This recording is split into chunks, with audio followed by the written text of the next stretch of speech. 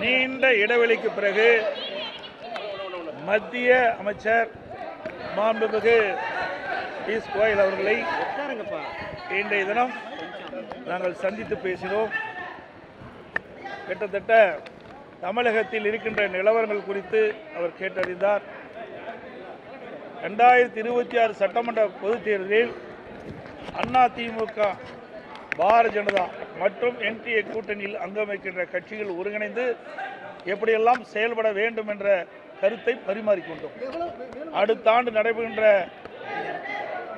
தமிழகத்தில் நடைபெறுகின்ற சட்டமன்ற பொதுத் தேர்தலில் அனைத்து இந்திய அண்ணா திராவிட முன்னேற்ற கழகம், பாரதிய ஜனதா மற்றும் தேசிய ஜனநாயக கூட்டணியில் அங்கம் வைக்கின்ற கட்சிகள் ஒருங்கிணைந்து மக்கள் விரோத திமுக ஆட்சி அகற்றப்பட வேண்டும்.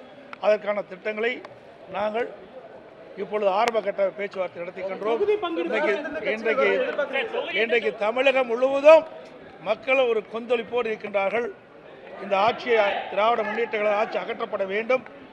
அதற்கு உண்டான நடவடிக்கையை அதிமுக, பாரதிய ஜனதா, தேசிய ஜனநாயக கூட்டணி அங்கமைக்கின்ற கட்சிகளும் ஒருங்கிணைந்து செயல்படும்.